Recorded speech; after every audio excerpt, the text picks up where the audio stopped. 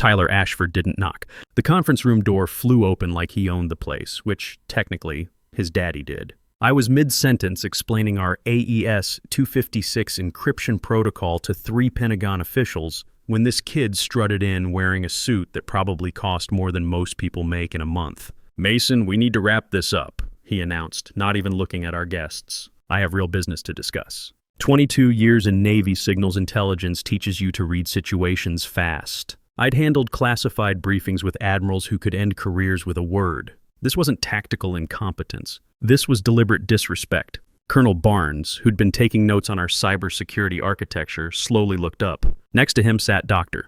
Amanda Foster from DARPA and Commander Pierce from Naval Intelligence. These weren't junior analysts. They were decision makers on a $340 million defense contract. And this pampered brat had just dismissed them like they were interrupting his lunch. "Gentlemen," I said, keeping my voice steady, "perhaps we could reschedule for tomorrow morning?" After they left, stone-faced and clearly unimpressed, Tyler plopped into the head chair like he'd just solved world hunger. "Dad wants to see you in his office." Now, here's the irony. 20 years protecting classified communication systems, from submarine operations in the Pacific to counterintelligence work in Norfolk, and I'm getting ordered around by some trust fund kid who probably couldn't spell encryption without spell check. That $92,000 bonus hitting my account in exactly 48 hours, it wasn't just money. It was Rachel's spring semester at Georgetown, international relations major, dean's list, my pride and joy. It was also the final payment on the divorce settlement I'd been grinding through for 3 years. The walk to Richard Ashford's corner office felt like walking the plank. Tyler strutted ahead, probably thinking he'd just pulled off some masterful power play. What he didn't know was that he'd just triggered something that would bring down their entire company. See, I'd been at Ironbridge Systems for 17 years. Started there fresh out of the Navy when we were just 12 engineers crammed into a converted warehouse in Arlington. Back then, the founder, Gerald Coleman, was still running things. Jerry was old-school Navy himself, enlisted in Korea, worked his way up through the defense industry when it actually meant something. About 10 years ago, Jerry and I had dinner at Murphy's Steakhouse downtown. Over bourbon and ribeye, he told me something that would change everything. "Mason," he said, cutting into his steak, "I'm writing a special clause into your contract. That bonus you earn every year, once it pays out, all intellectual property rights for our core encryption suite transfer to you, legally and permanently." I nearly choked on my old Forester. "Jerry, what the hell are you talking about?"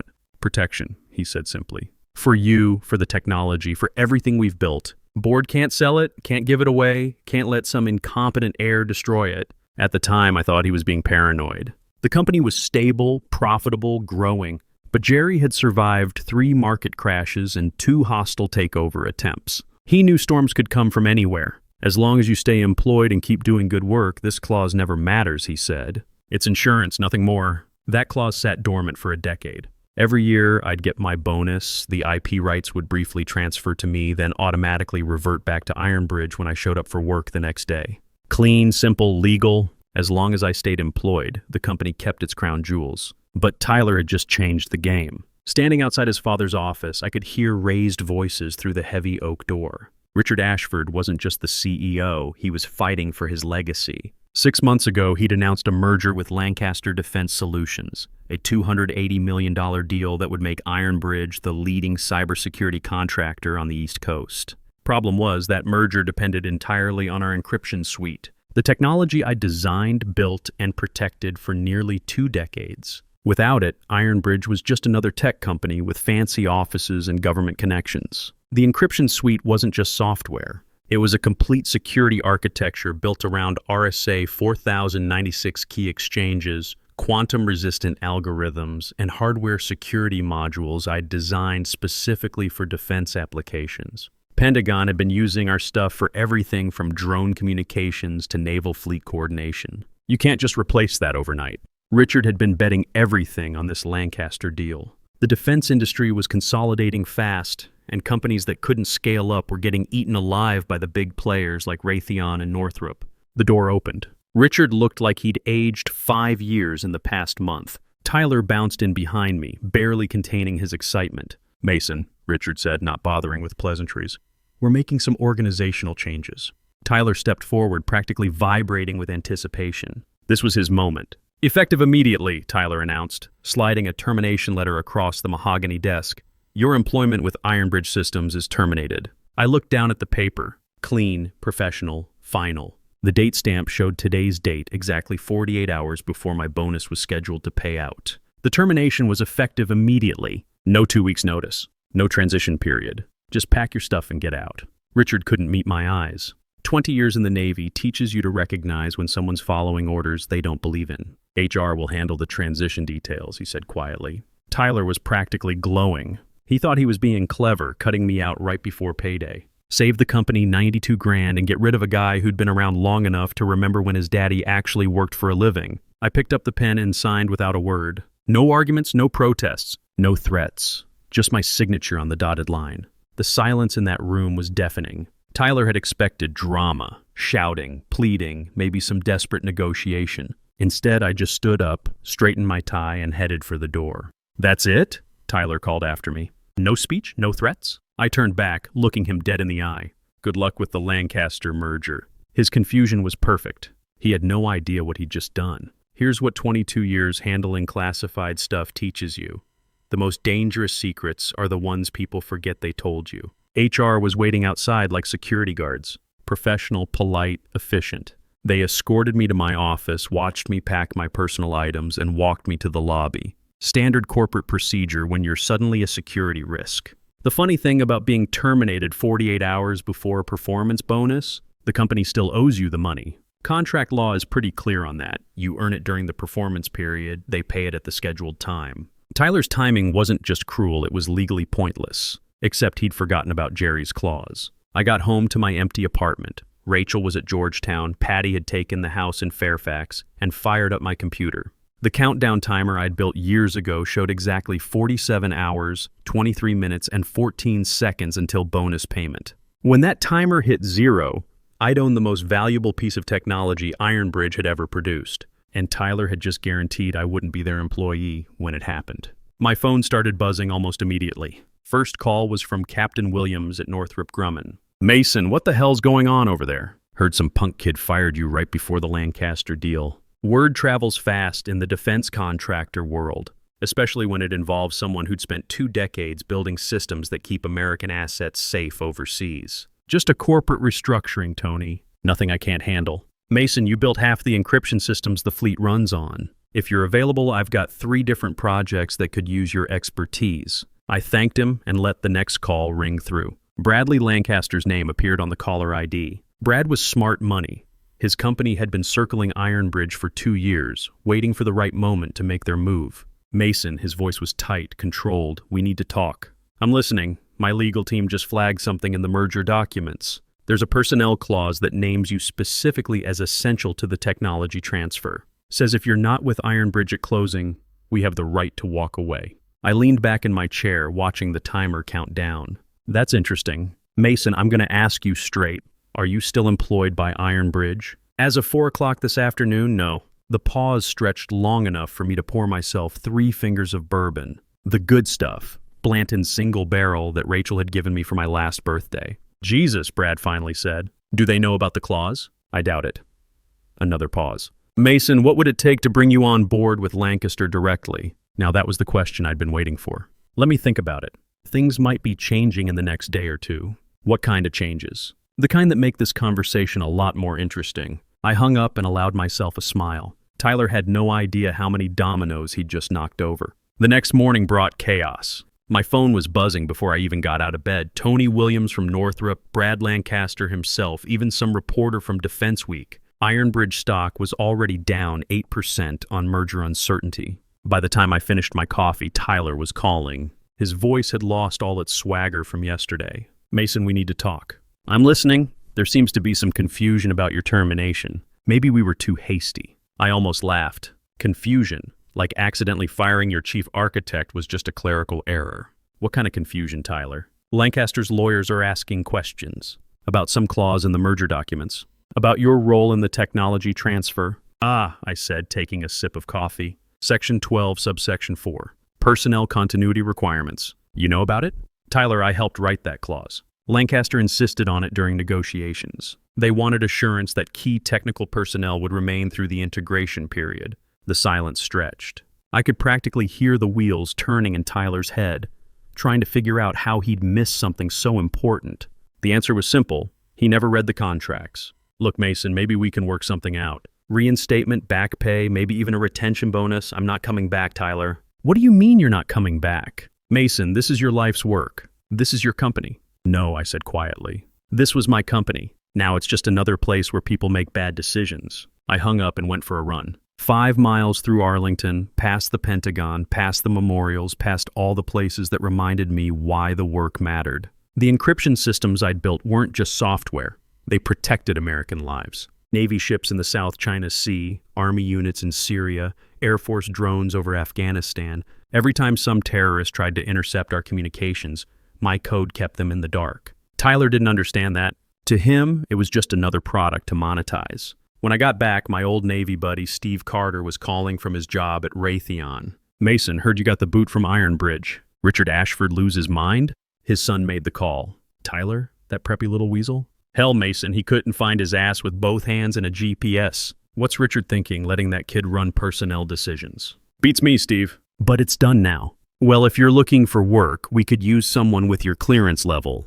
Still got your TS/SCI? Current through next year. Good. We're bidding on a Navy contract for submarine communications. Right up your alley. After Steve hung up, I sat back and thought about the phone calls. In 24 hours, I'd already had 3 job offers from major defense contractors. Tyler thought he was destroying my career. Instead, he'd just advertised to the entire industry that I was available. My phone buzzed with a text from Rachel. Dad, saw the news about Iron Bridge stock dropping. Everything okay? I texted back, everything's fine, sweetheart. Don't worry about tuition money. Dad's got it handled. She responded with a heart emoji and love you, Dad. That's when it really hit me. Tyler hadn't just fired me. He'd tried to mess with my daughter's future. Rachel had worked her butt off to get into Georgetown. Dean's List. Every semester, internship at the State Department lined up for summer. Dreams of working in international relations. No way some trust fund brat was going to derail that. The afternoon brought more calls. Richard Ashford himself, sounding desperate. Lancaster's legal team, asking pointed questions about intellectual property ownership. I let them all go to voicemail and pulled up the contract Jerry had signed 10 years ago. Section 9, subsection 3. Clear as day, upon payment of annual performance bonus, all intellectual property rights for Encryption Suite V3. 7 and associated technologies shall transfer to Mason Brooks, individual proprietor. The clause was airtight. Jerry's lawyer had been military JAG before going private. He knew how to write bulletproof language. The transfer was automatic, triggered by bonus payment, irreversible without my written consent. By evening, the story had leaked. Key personnel terminated ahead of major defense merger was trending on LinkedIn. The stock had dropped another 6%. Message boards were full of speculation about what Iron Bridge's board was thinking, firing critical people right before a deal closing. Tyler called again around 8 p.m. This time he sounded different, scared. Mason, my father wants to meet with you. Tonight, name your price. For what? To fix this. To make this right. To save the company. I looked at the timer. 19 hours, 31 minutes, 8 seconds. Tyler, I said, there's nothing to fix. You made your decision yesterday. Now you get to live with it. Mason, please, this merger is everything. My father's legacy, my future, hundreds of jobs. Should have thought about that before you decided to play power games with people's livelihoods. I hung up and poured another bourbon. Outside, the city hummed along, oblivious to the corporate drama playing out in boardrooms and law offices across town. Tomorrow, when that timer hit 0, everything would change. Tyler thought he'd outmaneuvered me. Instead, he'd just handed me the keys to the kingdom. The next morning brought complete chaos. My phone hadn't stopped buzzing since dawn. Lawyers, executives, reporters, headhunters, everyone wanted to know what was happening, what I was planning, what it would take to fix this mess. I ignored them all and went for my morning run. The October air was crisp, leaves turning gold and red along the Potomac. Life has a way of putting corporate drama in perspective when you're watching the sunrise over the Lincoln Memorial. When I got back, there was a black sedan parked outside my building. Richard Ashford sat in the back seat, looking like he'd aged another decade overnight. Mason, he said as I approached. Please, 5 minutes. I got in the car. Richard had always been straight with me, even when his son was being an ass. Military guys understand chains of command and personal accountability. My son made a mistake, he said without preamble. A catastrophic, career-ending mistake. but it doesn't have to destroy everything we've built. Richard, I've got nothing against you personally. You've always been fair to me. But your boy crossed a line. He's young, stupid, arrogant, I know that. Richard rubbed his face with both hands. But Mason, this company employs 400 people. Good people, engineers, technicians, support staff, people with mortgages and kids in college. Are you really going to let it all burn because Tyler doesn't know how to act professional? I studied his face. The desperation was real. So was the pain. Richard had built this company from nothing, and now he was watching his son tear it apart. Richard, what exactly are you asking me to do? Come back. Work with us. Help us get through this merger. Name your terms, salary, equity, whatever you want. Tyler will be reassigned. Permanently. And if I say no? He slumped back in the leather seat. Then we're done. Lancaster walks, the stock craters, the board fires me, and Tyler inherits whatever's left of the wreckage. I checked my watch. 6 hours, 14 minutes, 33 seconds. Richard, I need you to understand something. In about 6 hours, none of this is going to matter. Not the merger, not the stock price, not Tyler's future. In 6 hours, the game changes completely. What are you talking about? Ask Gerald Coleman's old lawyer. Check the contracts from 2014. Read Section 9 of my employment agreement. His face went pale. Richard was sharp enough to know that when someone mentions a specific contract section, it's not good news. Mason, what's in Section 9? The reason Tyler should have fired me in January, not October. I got out of the car and walked inside. Behind me, Richard was already on his phone, probably calling every lawyer in the building. 4 hours later, my phone rang. Margaret Reynolds, General Counsel for Ironbridge Systems. Mr. Brooks, we need to discuss Section 9 of your employment contract. I'm listening. According to our records, you have a performance bonus scheduled for payment in approximately 2 hours. Is that correct? That's correct. And according to Section 9, payment of that bonus triggers a transfer of intellectual property rights for the core encryption suite. Is that also correct? That's correct. Long pause. Corporate lawyers hate surprises, especially ones that can tank billion-dollar deals. Mr. Brooks, are you willing to negotiate? Negotiate what? A settlement, a resolution that protects all parties' interests. I looked at the timer. 1 hour, 53 minutes, 7 seconds. Margaret, I appreciate the call, but there's nothing to negotiate. Tyler terminated my employment. The bonus is contractually guaranteed. The IP transfer is automatic. Everything else is just noise. Mr. Brooks, we're prepared to offer significant compensation. Stock options, cash settlements, executive positions, with Tyler still in management. No thanks, Mr. Brooks. Tyler will be removed from any operational role. Permanently, you have my word. Margaret, your word isn't worth much right now. Tyler should have been removed years ago, but Richard couldn't bring himself to do it. Why should I believe anything's changed? I hung up and made myself a sandwich. Turkey, Swiss, mustard on rye. Simple pleasures matter when the world's falling apart around you. At 4:47 p.m., the timer hit 0. My computer chimed softly. New email notification from the automated contract system I'd designed years ago. The same system that tracked bonuses, equity vesting, and intellectual property transfers. Transfer complete. All rights to Encryption Suite version 3. 7 and associated technologies now held by Mason Brooks, individual proprietor. I downloaded the documentation. 47 pages of legal text, all culminating in one simple fact. I now own the technology that made Ironbridge Systems valuable. Tyler had tried to deny me $92,000. Instead, he'd handed me intellectual property worth about $50 million. My phone rang immediately. Bradley Lancaster. Mason, please tell me you're taking my calls. I am now. My legal team just confirmed it. You own the encryption suite. I do. Mason, we've been planning this merger for 2 years. We've spent $8 million in legal fees, due diligence, integration planning. But here's the thing. I'm not angry. I'm impressed. That wasn't what I'd expected to hear. How's that, Brad? Because now I can deal directly with the person who actually built the technology instead of going through a bunch of suits who don't understand what they're selling. Brad's voice had energy now, excitement. Mason, what would it take to license the technology to Lancaster directly? Cut Ironbridge out entirely? I leaned back in my chair. Now that was an interesting proposition.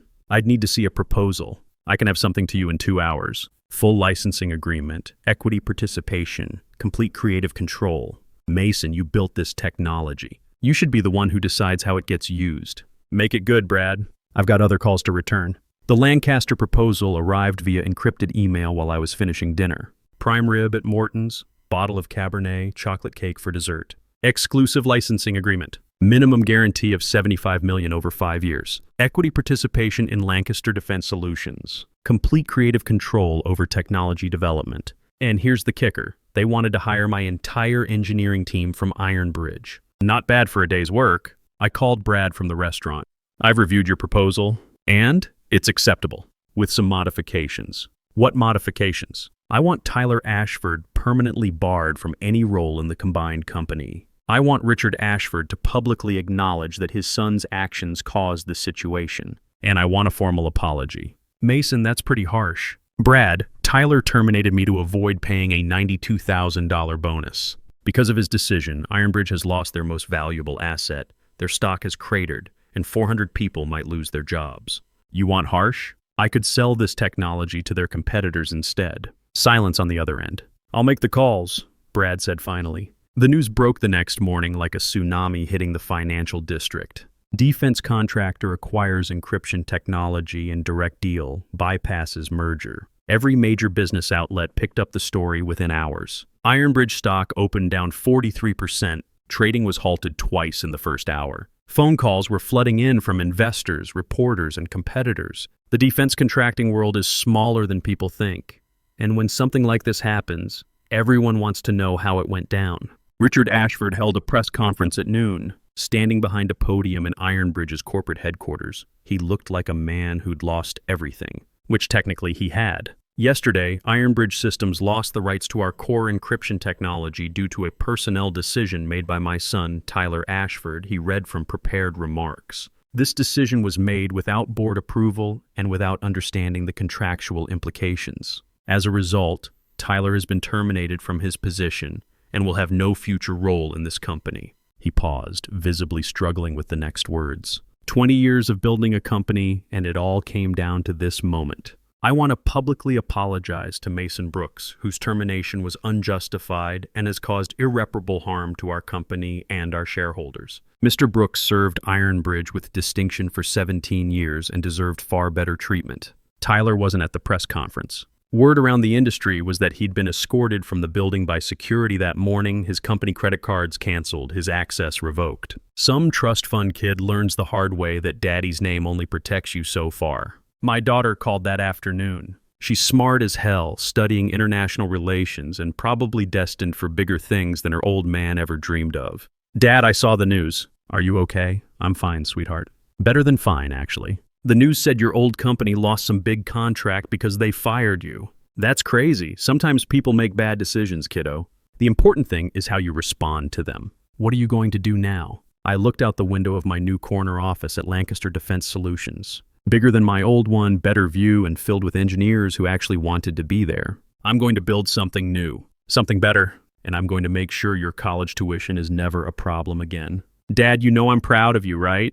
Not because of the money, but because you didn't let them push you around. Thanks, kiddo. That means everything. After she hung up, I sat back and thought about the past week. Tyler had tried to humiliate me, to cast me aside like yesterday's newspaper. Instead, he'd given me the best opportunity of my career. Brad Lancaster knocked on my office door around 4 o'clock. Mason, got a minute? What's up? Just got off the phone with Admiral Gregory at the Pentagon. They want to fast-track our submarine communications contract. Apparently, they're impressed with how we handled the transition. That felt good. Better than the money, better than the equity, better than watching Tyler's world fall apart. Knowing that the work still mattered, that American forces would still have the best encryption technology in the world. What about the Ironbridge people? 15 of their best engineers want to come over, including that whole naval intelligence team you built. They said they'd rather work for you than whoever Ironbridge brings in to replace you. And Tyler? Brad shrugged. Last I heard, he's in California trying to launch some cryptocurrency startup. Apparently, he's convinced he can revolutionize blockchain technology. I almost felt sorry for him. Almost. 3 months later, Ironbridge Systems filed for bankruptcy. The patent portfolio was sold off to pay creditors. Richard Ashford retired quietly to his house in Martha's Vineyard, where he spends his days sailing and probably wondering where he went wrong. The engineers who joined Lancaster? They're building the next generation of defense encryption technology. We've got government contracts worth $500 million over the next 5 years. The submarine communications project that Admiral Gregory mentioned, it's going to protect American naval operations for the next decade. Rachel's tuition is paid through graduate school now. She's thinking about law school after Georgetown, maybe working in international trade or defense policy. Smart girl who understands that technology and national security go hand in hand. Every morning when I walk into Lancaster's offices in Arlington, I pass a framed photo from our first Navy contract signing. Admiral Gregory, Bradley Lancaster, myself, and 36 engineers who chose to leave secure jobs to build something better. Tyler's termination letter is framed on my wall too. Not out of spite, but as a reminder. Sometimes the best thing that can happen to you is someone showing you the door. It forces you to figure out what you're really worth. The timer on my computer now counts up instead of down. Every second is a reminder that patience beats panic, that preparation beats politics, and that sometimes losing your job is the best thing that ever happened to you. 6 months ago, I was worried about making a bonus payment. Today, I own equity in a company that's revolutionizing defense communications. 6 months ago, Tyler thought he was saving his daddy's company $92,000. Today, that company doesn't exist. Sometimes people ask me if I planned the whole thing, if I knew what Tyler was going to do and set him up to fail. The truth is simpler than that. I just did my job, read my contracts, and kept my mouth shut when it mattered.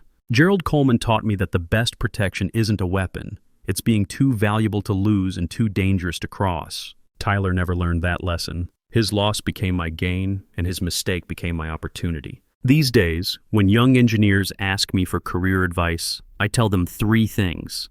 Read your contracts, know your worth, and remember that the people who try to diminish you usually end up diminishing themselves. If you've ever been underestimated, if someone ever tried to push you out of something you built, remember this. Sometimes the most powerful weapon isn't anger or revenge. It's knowledge, preparation, and the patience to let other people's bad decisions catch up with them.